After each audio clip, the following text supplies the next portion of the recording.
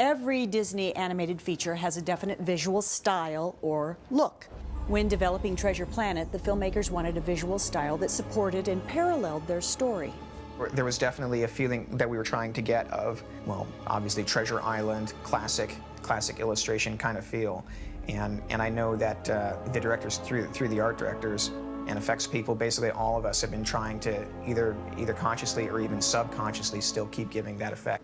As you look through the art design elements, you'll see how dozens of artists created hundreds of pieces of art, but all to achieve a single goal: a visual style that recalls Robert Louis Stevenson's classic adventure while propelling it into the distinctive universe of Treasure Planet.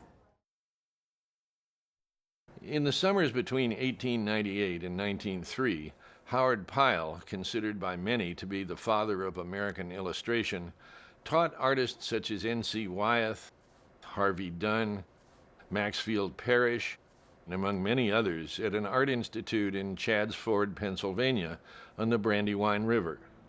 This community became known as the Brandywine School.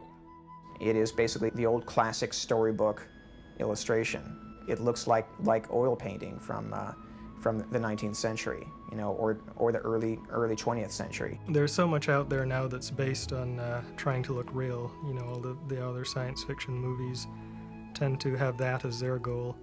And for our goal, we wanted that sort of storybook kind of lush, old-fashioned feeling. That whole painterly approach was definitely driven by the Brandywine School of Illustrators. The Brandywine School of Art is people like N.C. Wyeth and Howard Pyle.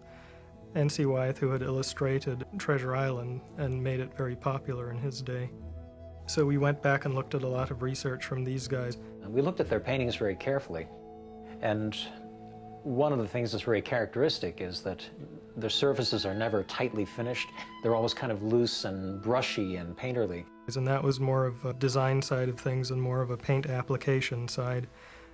You know, how crisp are the images? You may find a shadowy area in a composition that's just a swash of brushstrokes without any real detail in there. And that's hard to do. I mean, it takes a really good painter to do that. They tend towards a lot of warm palettes and a lot of analogous palettes. So essentially you'll have a sequence where everything sort of feels like it's bathed in the same kind of light as opposed to lots of disparate colors everywhere. There was definitely a feeling that we were trying to get of again, like the old, well, obviously Treasure Island, classic illustration kind of feel. And then basically retrofitting that classic old illustration kind of feel, the Brandywine School with rocket engines and 18th century, 19th century galleons. So that allowed us to achieve something that looks very sort of old-fashioned in a very new-fashioned sort of way. We have this really interesting design philosophy in the movie, which is sort of lovingly referred to as a 70-30 rule. The whole 70-30 idea was started by Ron Clements, I think. 70% traditional, 30% sci-fi. It was a handy way of describing what was going to be traditional in the movie versus what was going to be sci-fi or modern. We tried to get that into everything. As far as like a building would look, you know, at a glance it would seem like a half-timbered European building from, you know, the 18th century or 17th century. And the closer you got to it, you'd realize that what seemed to be beams would actually be, you know, metal girders, and there'd be vents in the roof and the sorts of things that they wouldn't actually have back then. If you look at any given image in the movie, I think it will feel essentially traditional. You'll look at it and say, oh, that's an 18th century sailing ship.